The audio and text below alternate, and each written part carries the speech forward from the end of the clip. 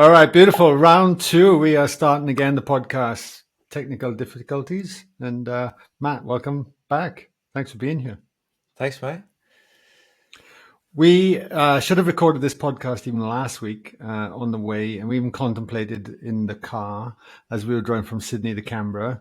But the whole day blew out, and we wanted to make sure we have a good mic and good volume and good all that kind of stuff. So we postponed it till a week later after our Canberra and Sydney events. And as always, we have many conversations in the car, and we wanted to discuss, because something that keeps coming up is around men and spirituality and leaning into the heart.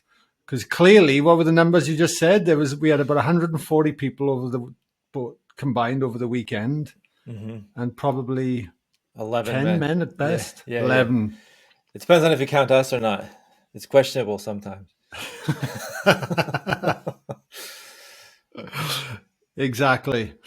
And one of the questions that came up was, why are there so little men stepping into that room and the work?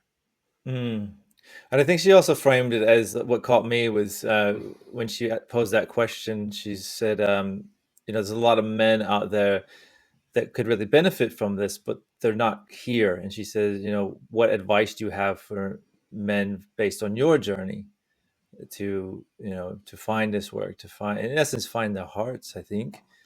And that really spoke to me because, we speak to that as well. And it's a very common number. We're all very well aware of the fact that under 40, the leading cause of death for men is suicide. And that's just shocking. So, and I think it stems a lot from just this, the work that we do is finding our true selves, is coming back into alignment with our authentic self and what's true for us. And I think what society tends to do, or what we tend to adhere to through society, is this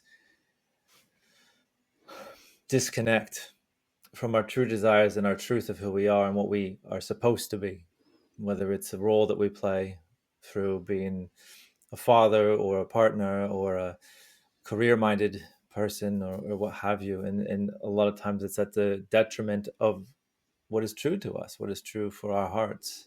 And I think over time that starts to chip away at a foundation that we have as being human and how we meet the world, that ultimately can lead to a tragic end. Yeah. It is interesting though, but it is a generalization in some respects at the same time, isn't it? Because you could pull apart and look at the state of the world, full stop. And look at the chronic disease rates, right? And, I think it's like 70%, I can't remember if it's Americans, Australians, or over 70% of people are overweight now.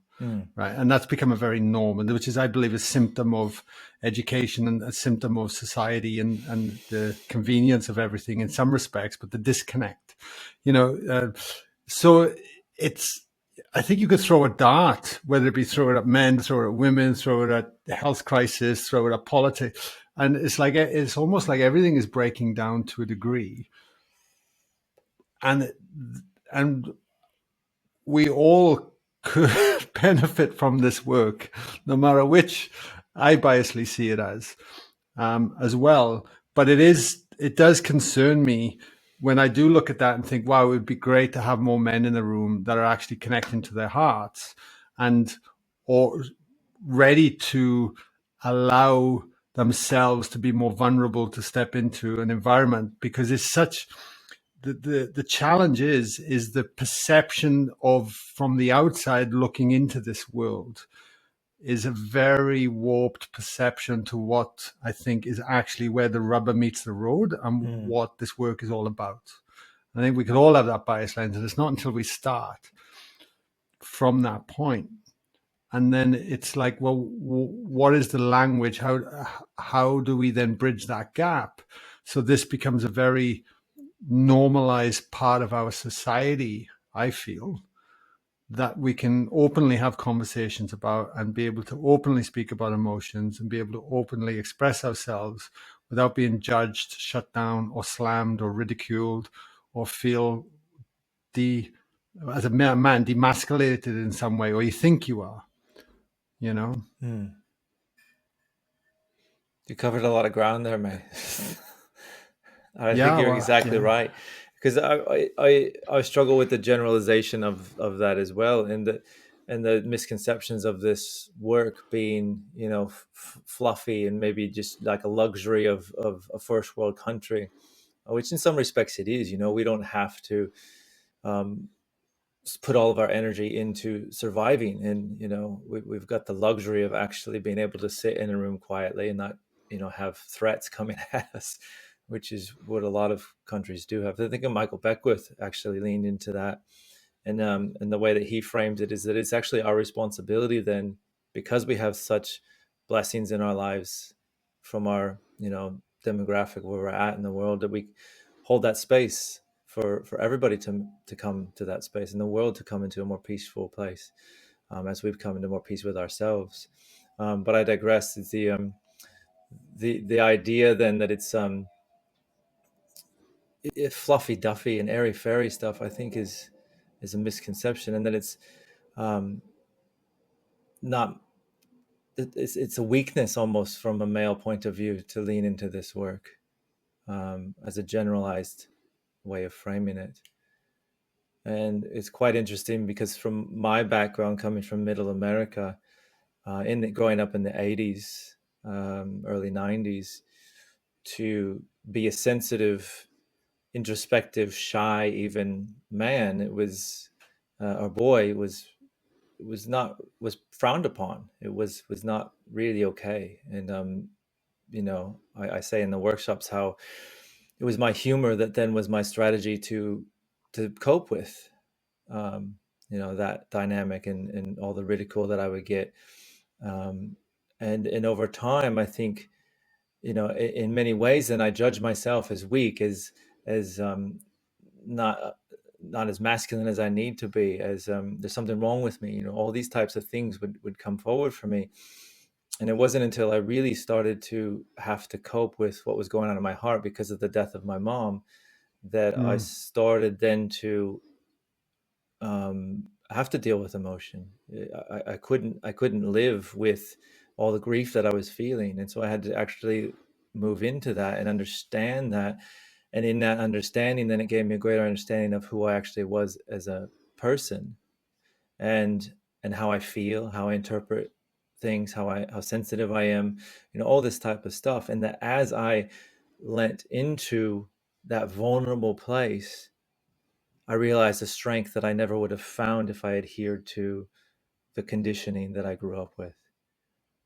And that to me, I think, is the gap, in that there's a, you know, men being framed as a provider, as have to, you know, support the family, be there as a career, you know, orientated person and driven, and you know, all this striving for goals and competition and this kind of stuff is a completely different dynamic, from surrendering and allowing and dropping into the heart. And they almost are contraindicated for each other. They clash, and that you have to kind of shelf that whole concept, which I was forced to shelf it because of what I was experiencing, and start to build a relationship with a different part of yourself that is soft, is sensitive, is surrendering, is allowing, which ultimately allows a greater wisdom, a greater inspiration through us. And to me, that's the feminine side of myself, which also is something I think that we disidentify with, is that we both have masculine and feminine traits and aspects within us, and that where we're moving as a society is more in balance with both male and female qualities within us, whether we're in a male body or a female body, or we Mm. identify as some other gender, or, you know, cross pollination of a gender. You know, it's like it doesn't really matter.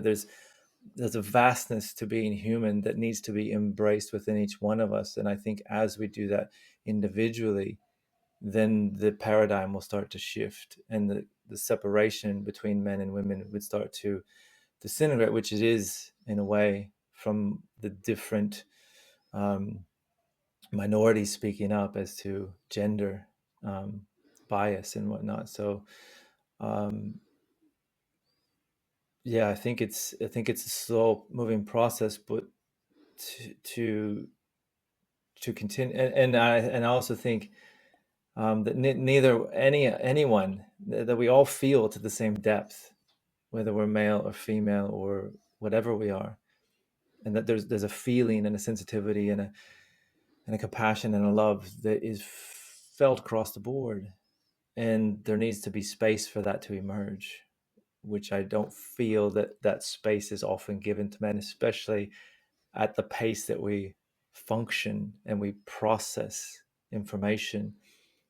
I use the analogy of like it almost like women have this capacity within them to fire like a machine gun of emotion and expression off. It's like, you know, and then we're sitting there as men, and we have this, 1915 shotgun, that you have to put the all the ammo in it and pack it down and get it ready and then cock it and then and then we fire off, and that's how we then express ourselves, whereas we're just showered with an array of um, expression that women have that capacity to do. And I think it's almost frustrating then for them to wait for us to load the gun of expression and then process it, aim it, and get it out there. But Totally. that's It's what's like, necessary. yeah, it's like, can you give me 3 days, honey? I just need to process that, and Yeah. I'll come back. You know, and That's it. But it's just as deep and it's just as expressive and of full. course, And we find that in the retreats, don't we? When we have that space for the men to actually share at that depth. And I think that it always catches me by surprise at how taken aback the women in the room are that these men are sharing from such a depth of heart and a depth of emotion. And I think many didn't think it was there. it was quite funny because it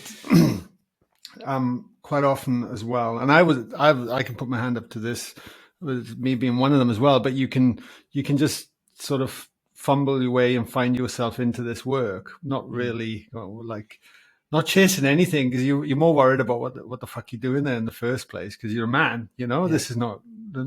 And then you can have the most mind bending, mystical, blown away experience that like lights you up like a Christmas tree, and we see it, and you come out just going, oh, I get it now. Like, Yeah. wow, now I get it. Now I understand it's not only the head, but it's the heart as well. And that journey back into that.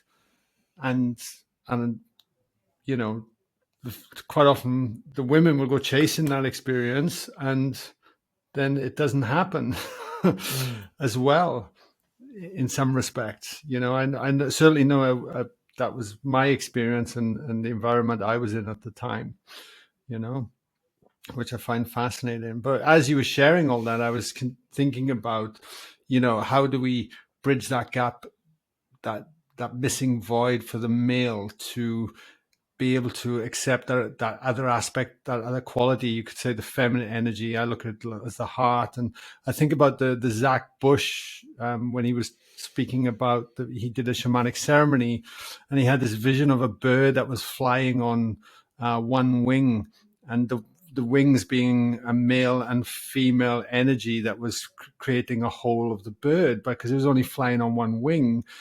This very masculine energy, as a society, we were spinning in circles. Mm. And that then leads into this analytical mind, this thinking mind, this almost this push. And you see it in society, like we're advancing quicker than ever before, but there's something that just doesn't feel right about it all, in my view. Mm. Like there's elements that are really breaking down, and it's because we've kind of lent into this masculine. I mean, you only have to look at all the people in power and the politicians and everything. It's this very male driven energy. And then it's about how do we then expand that other wing out so we can all fly forward and make progress. And that's how I look at it for ourselves. Growing up in Wales, I can assure you, as I stepped into my teens, it was all about the only way I could step up as a man was how much I could drink with my mates to hold my sense of identity. And there was a very physical roughness, can I say, around um, being able to fit in, and working on a building site. And but even then, I could feel something was off, but I had no idea how to get back to that feeling within that made me feel complete again, whole. And I always say it was like pulling a splinter out of my soul. There was something so deep I couldn't put words on. I couldn't express it. I had no mentors around me that kind of held both qualities with vigor and that strength, and be able to hold themselves strong, because to this day I still enjoy physicality. I have to throw some things around the gym and grunt and groan and jump in an ice bath, and but then there's the other aspect that I really have to nurture now, and I feel like I'm feeding both aspects of myself in the right way that makes me feel fed at a deeper level, that allows me to express myself much more from the heart, and not really give a shit anymore what other people think of me, or what are there, as long as I know my intent is honorable, and I'm able to allow that aspect of myself to express itself fully as well, and feel into that. Life has become so much more richer. And I really feel like in society right now, there are more examples of people starting to come into this, and that we can turn to. But it's challenging. Like when you think of social media, and anyone can put themselves out there, anyone can be an influencer, you can get bombarded by news. There's still this constant way of how you're expected to be, and we kind of buy into it, as opposed to just like turn it off for a while and put ourselves around people that are leading by example, that resonate with you at a deeper level, and is having the courage then to lean into that without worrying about the tall poppy syndrome, or people just trying to chop you down so they can feel safe and not disrupted in their space, if you like, as well. Absolutely. Yeah. And I think that all stems from then embracing and understanding ourselves at a deeper level. Like that, when I started to understand both sides of myself, and all of the totality of who I am, and start to expand into that and accept myself more, then that ridicule and that judgment subsided, and it didn't really matter. I don't really care what other people think so much anymore. And I mean, you see what I do for work, the sounds that I make. If I cared what somebody thought about the shit that came out of my mouth, I wouldn't be able to do what I do, because it's weird. But it's not, is it? Well, it's not. Unless I'm just hearing you too much, mate. Like you drank the Kool-Aid too, mate. You're down the rabbit hole. No, but it's not. You're exactly right, and that's just a conditioned judgment of it at the end of the day. And I think it's true to say that our biggest critic is ourselves. And massively. the more we are kind to ourselves, the more the world becomes kind to us. And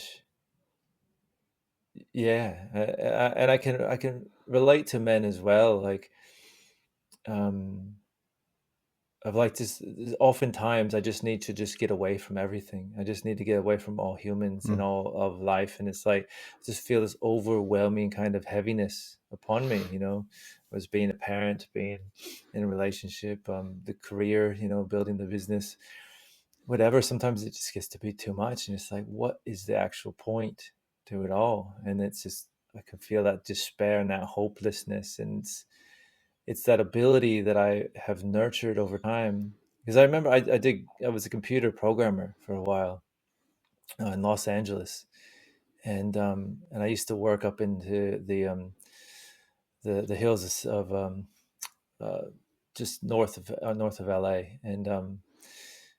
and I had the capacity to get out of the cubicle for lunch and go up to a lookout point and look back over the smog of LA and the city. But I was in nature, and I could play my guitar, and I could just relax, and the animals would come up and the birds would circle, and it was just this moment of just like, oh, like there was a spaciousness and an interconnectedness to that time that allowed me to kind of exhale, in myself. And that then just kind of took the lid off of that pressure cooker that I had sitting in the cubicle trying to make something of my life, Mhm. and all the pressures and demands of the work. And I think at that time it's like, oh, I gotta, find a partner, get married, have kids, like, all the normal worries and concerns of our lives, and late 20s, early 30s. And yeah, and I think that's a critical thing to realize is, are you creating space in your life? Are you creating a space for something greater to move? Are you creating space to take the pressure off of yourself? Because I think a lot of ways that we cope in our society is to drink, or um, all the distractive kind of Netflix, or the distractive things. But it's just more information and more toxicity coming in, which just compounds on itself. I mean, drinking was a huge thing for me, because not only was it something that was accepted and something that you do, like you learn into how much can you drink. But what I didn't realize is it's a depressant, and I was dealing with depression, and drinking this compounded that. And for me, when things really started to shift is when I started to get my head around my biochemistry, the foods I'm putting in, the sugars, the caffeines, the alcohol, Mhm. all these things were actually then just pushing me over into more and more depressive states on top of the pressure that was in my life. And so, yeah, I think a critical thing, men or anyone in life, is, are you creating healthy, spacious moments? Are you taking time out to actually decompress? And I think Yeah, in that, then you'll start to find practices and ways that this greater force can start to come through. And yeah. absolutely. I think that's critical. And for me, looking back over time, I always remember Tony Robbins. I saw him back in 2006 or seven, Yeah. five, I think it was. Gosh, 15, maybe even more years ago. And he shared the story. He's very charismatic on stage. Like he shares an incredible story. Um, but he spoke about proximity, and he said if ever he had to, why he's achieved so much in all that, like, because he's obviously keen on personal development in all areas of our life, and there's a man that I think can hold so much power and strength and captivate an audience and be strong and when needed, but also he's not afraid to like cry in a heap on stage either. He's very connected to his emotions, and when you watch him, it's quite remarkable. But he always spoke about proximity, and the proximity being power. And if you're willing to start to look at the way people are leading by example and have a resonance with that, then start to find ways to place yourself in that. So you start having different conversations, you start being aspired by different people in different ways.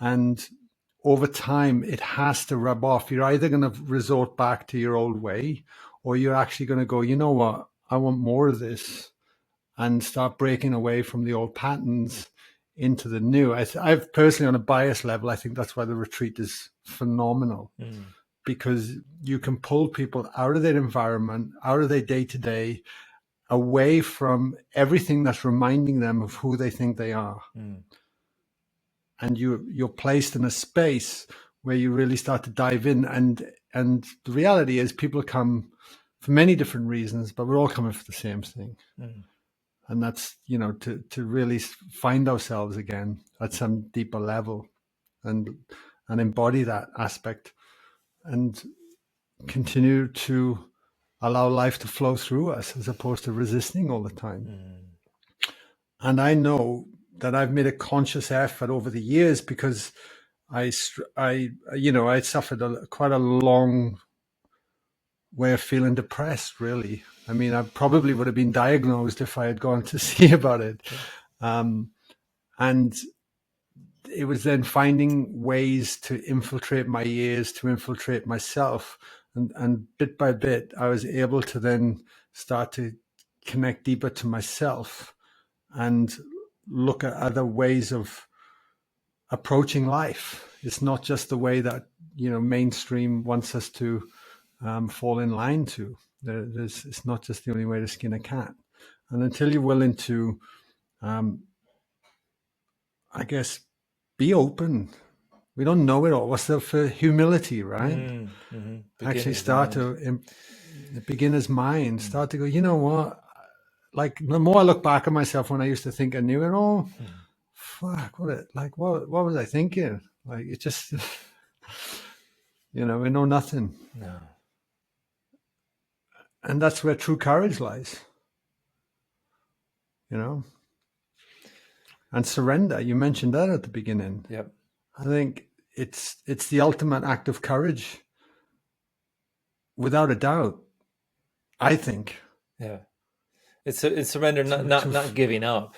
Like I think surrender can be. Oh God, no! To like, far from just that. Give up. It's not that kind of. Give me a beer. Yeah. White flag. I'm done. No. No. But this surrender is to letting go, a trust, an allowing. Yeah. And then that's an initiation. And I know we've touched on that before. And it's having these key moments in your life that you almost step through that fire, step through that initiation, to step into the next aspect of ourselves as we grow. And growth only comes from discomfort. And if we start to be with the discomfort, honor the discomfort, and give yourself space, like you said, for the discomfort, then from that place, we can, whatever will start to want to reveal itself for us will in time. We just can't muscle our way through it like we kind of used to. Yeah. No, absolutely. Same as the ice bath. Oh. Yeah. No, but it is. Yeah, like I've taken many people through the ice bath, and the first thing I did when I got in there, many years ago, was muscle my way through, and it was brutal. And then I understood what surrender. It's like relax into it, breathe into it, let it go, stop fighting that talk, and then you get through. I've seen many a grown man try muscling their way through. Yeah. Nothing puts a bigger smile on my face. Because it's just gonna exhaust them to the point they have to crush them. them. That's it. Yeah. Well, I just like Brent comes to mind as you were talking, like he's in the retreat. He comes out the end of that retreat and he says, he was a boxer one point in his life, a police officer and a boxer, and a really tough guy, really big man. And he said that's the toughest 12 rounds I've ever gone through in my life, was that retreat and the experiences of having to surrender and whatnot. Yeah. And and then I also think about what was the guy's name that was just at the retreat with his partner, and he was explaining how the toughest thing that happened to him was when his partner had cancer, and being a man, that was horrific for him because he couldn't fix it, and in that he learned surrender and trust and how to be there for her in a different capacity. And I think the whole room was crying. I'm choking up just talking about it now. I think the whole room was just crying about that, because it's such a deep truth of what any human wants to do, really, is to help others. And when we just can't, we realize at the depth of it all, at the end, we're all going to die. And there's no way to stop that. We actually don't have much control at the end of it. We can't really fix everything, but we can be there, and we can love, and we can support each other through a deep empathetic sense of trust and surrender. Yeah, absolutely. Yeah, it's powerful stuff. So if we had to cap this podcast today for everyone, and if there are men listening to this right now that are thinking, shit, man, you know, I want to lean into this a bit more. I'm just thinking like three things. Let's recap. So three things that you could look at to start honoring yourself, to nurture that aspect, because you're not going to muscle your way through it. You can't drive your way through it. Like, No. you know what I mean? Yeah. No. Well, you know, and even I remember even Mark Devine, who's, you know, he's a Navy SEAL. Yeah. Like, I'm an incredible man. Like, and he now trains. I think he now goes back to the SEALs and gives input on how to handle yourself under pressure. But he's huge on meditation. He's huge on actually connection to the heart and connection to something far greater than this. And he always said the greatest warriors in the world are the last people to draw their sword. They're not reactive. They don't muscle their way through things. They actually keep themselves in such a present place that they explore all avenues first before pulling the trigger, you know. And I quite often think about that. It's like, am I seeing this? What perspective am I seeing this? Was this just my male egoic side just jumping in and just wanting to, you know, shove its way through and not actually address what's sitting beneath the surface, wanting to reveal itself, for me to learn more about myself and an aspect of myself that wouldn't have revealed itself if I wasn't willing to sit with the discomfort in the first place. Yeah. You know? Yeah. Which comes back. So huge. So I guess the footnotes would be what you said, is giving yourself space, right? Yeah, give yourself space. That's the crux of it, really. Can you give yourself space? What would happen if you stopped and let yourself feel? You know, I think building a relationship with the heart, like, that's going to sound so foreign to people. But it's like, I think the thing is, like, if as a man, like, you're feeling alone, you feel like you have so much weight on your shoulders that you have to do it all, that you just can't cope. Come hang out with us for a minute. You know, there's support beyond what you can imagine when you let go, and there's far greater potential to manifest those dreams, to be successful through the wisdom of the heart. And it's there, it's available. And you know, any man out there that kind of scoffs at this, like, I dare you to come and spend a day with us, mate. You couldn't handle it. You can't handle the meditation. Come and spend a week with us. That's it. Seriously. That's it. And if you're scared, ask yourself why. What aspect of that bit is worried to step into it? Like, what do you think is going to happen? You know, which leads into the other aspect that was huge for me was proximity. Was you surround yourself with putting myself around people that were ready to lift me up, as opposed to put me down, to keep me in my place because it made them feel better, unconsciously most of the time.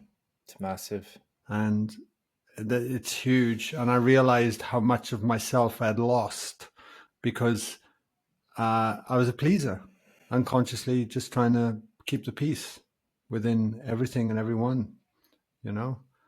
And in that, I'd lost myself. So once I started stepping into knowing that all your power lies within, beyond, in the heart, at the end of the day, it's the crux of it all. It's not metaphorical.